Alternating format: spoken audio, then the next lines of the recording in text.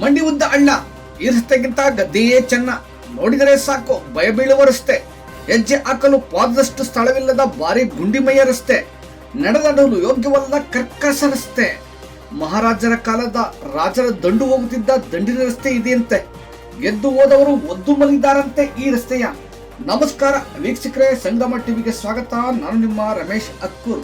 ಬೆಂಗಳೂರು ದಕ್ಷಿಣ ಜಿಲ್ಲೆ ಚನ್ನಪಟ್ಟಣ ತಾಲೂಕಿನ ಅವ್ಯಹಳ್ಳಿ ಗ್ರಾಮದ ದಂಡಿನ ರಸ್ತೆಯ ಅಖಂಡ ಅವ್ಯವಸ್ಥೆಯ ಅವಾಂತರವ ನೀವೇ ನೋಡಿ.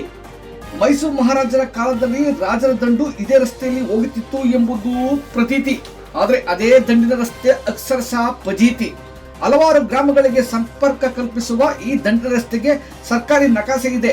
ಆದರೆ ಏಕೋ ಏನೋ ಸ್ಥಳೀಯ ಚುನಾಯಿತ ಪ್ರತಿನಿಧಿಗಳ ಅವಕೃಪೆಯೋ ಇಲ್ಲ ಅಕ್ಕಪಕ್ಕ ಜಮೀನುಗಳ ರಾಜಕೀಯ ವೈಷಮ್ಯವೋ ಗೊತ್ತಿಲ್ಲ.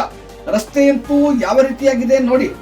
ಮಾಜಿ ಸಚಿವರು, ಜನಪ್ರಿಯ ಶಾಸಕರು, ನೀರಾವರಿ ಭಗೀರಥರು ಎಂದೇ ಕರೆಸಿಕೊಳ್ಳುವ ಸಿಪಿ ಯೋಗೇಶ್ವರ್ ಎಲ್ಲಿದ್ದಾರೆ ಎಂಬುದೇ ನಮ್ಮ ಪ್ರಶ್ನೆ. ಈ ದಂಡಿನ ರಸ್ತೆಯಲ್ಲಿ ಸಾಕಷ್ಟು ದಲಿತ ಸಮುದಾಯಕ್ಕೆ ಸೇರಿದ ಭೂಮಿ ಇದೆ. ಉಪಯೋಗಕ್ಕೆ ಬಾರದ ಸ್ಥಳಗಳಲ್ಲಿ ಕಾಂಕ್ರೀಟ್ ರಸ್ತೆಗಳನ್ನು ಮಾಡುವ ಹಕ್ಕು ಗ್ರಾಮ ಪಂಚಾಯಿತಿಗೆ ಇದು ಕಾಣುತ್ತಿಲ್ಲವೇ?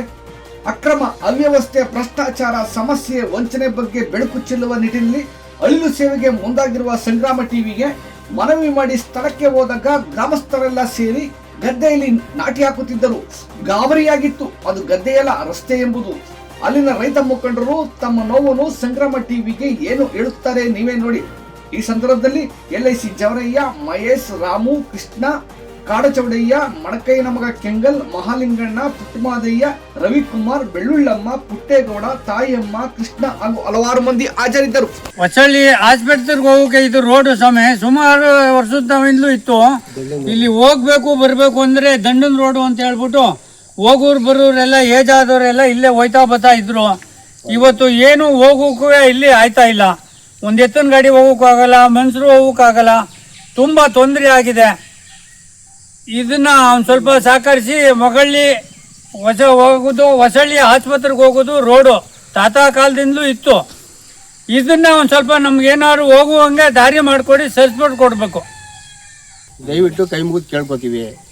ಇದು ಸುಮಾರು ಎತ್ತಾತ ಮುತ್ತಾತನ ಕಾಲದಿಂದಿರುವಂಥ ದಂಡಿನ ದಾರಿ. ಈ ದಾರಿಲಿ ನಮ್ಗೆ ಓಡಾಡೋಕ್ಕೆ ಸರಿಯಾಗಿ ವ್ಯವಸ್ಥೆ ಆಗ್ತಾ ಇಲ್ಲ. ಮುಂದುವರೆದ ದಂಡಾಧಿಕಾರಿಗಳು AC DC ಯಾರೇ ಆಗಿರಲಿ, ಈ ನಮ್ಮ ಗ್ರಾಮಕ್ಕೆ ಸಂಬಂಧಪಟ್ಟ ಅಧಿಕಾರಿಗಳು ಯಾರೇ ಆಗಿರಲಿ, ಸಂಗ್ರಾಮ ಟಿವಿಯವರು ಬೇರೆ ಕಡೆ ಮಾಡಿಸಿದ್ದಾರೆ ಅಂತ ನಮ್ಗೆ ಗೊತ್ತಾಯಿತು. ದಯವಿಟ್ಟು ನೀವು ಬಂದು ಈ ನಮ್ಮ ರಸ್ತೆನ ಓಡಾಡೋಕ್ಕೆ ಅನುವು ಮಾಡಿಕೊಡಿ. ಇದು 3-4 ಕಡೆ ವ್ಯವಸ್ಥೆ ಇದೆ ಹೋಗೋಕ್ಕೆ. ಸುಳ್ಳೇರಿಗೆ ಸಂಪರ್ಕ ಇದೆ, ಹೊಸಳ್ಳಿಗೆ ಸಂಪರ್ಕ ಇದೆ, ಮಾಳ್ಗಾಳಿಗೆ ಸಂಪರ್ಕ ಇದೆ. ಎಲ್ಲ ಕಡೆ ಸಂಪರ್ಕ ಇರುವ ರಸ್ತೆ ಈಗ ಇದು ದುರಸ್ತಿ ಆಗಿದೆ. ದಯವಿಟ್ಟು ಇದನ್ನು ಸರಿ ಮಾಡಿಕೊಡ್ಬೇಕಂತ ನಿಮ್ಮಲ್ಲಿ ಕೇಳ್ಕೊತೀನಿ. ಎಷ್ಟು ವರ್ಷದಿಂದ ಇದು? ಸುಮಾರು ಇದು ತಲೆಮಾರು ನಮ್ಮ ಎತ್ತಾತ ಮುತ್ತಾತನ ಕಾಲದಿಂದಲೂ ಇದು ದಂಡಿನ ದಾರಿ ಅಂತ ಇದೆ. ಈ ದಂಡಿನ ದಾರಿ ಇವಾಗ ಏನಿದೆ, ಈಗ ಏನು ರೋಡು ಒಂದು ಗಾಡಿ, ಎತ್ತಿನ ಗಾಡಿ, ಟ್ರ್ಯಾಕ್ಟರ್ ಹೋಗೋಂಥದ್ದು ನಮಗೆ ವ್ಯವಸ್ಥೆ ಮಾಡಿ. ಈ ಗ್ರಾಮ ಪಂಚಾಯತಿಯವರು ನರೇಗಾ ಹಾಗೂ ಹಲವಾರು ಯೋಜನೆಗಳಲ್ಲಿ ರಸ್ತೆಗಳು ಮಾಡ್ತಾರೆ. 3 ಮನೆ ದೊಡ್ಡಿಗೆ ಕಾಂಕ್ರೀಟ್ ರಸ್ತೆ ಮಾಡ್ತಾರೆ. ಯಾಕೆ ಇದು ಮಾಡಲಿಲ್ಲ?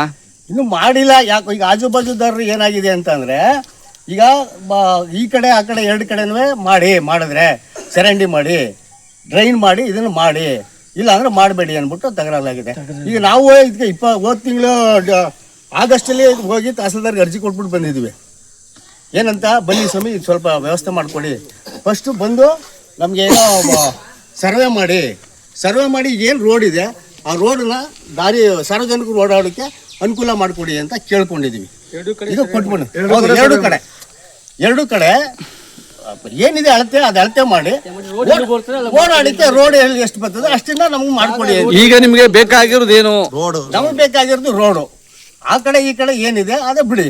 ಈಗ ನಮ್ಗೆ ರೋಡ್ ಈಗ ಮಸಾನ್ ಕಾರ್ಡ್ ರೋಡ್ ಆಯ್ತು, ಅದು ಹಿಂಗಾಯ್ತು. ಅದೇ ರೀತಿ ಇದನ್ನು ಓಡಾಡಕ್ಕೆ ನಮ್ಗೆ ಅನುಕೂಲ ಮಾಡ್ಕೊಡಿ ಅಂತ ಕೈ ಮುಗಿದು ಕೇಳ್ಕೊತೀವಿ.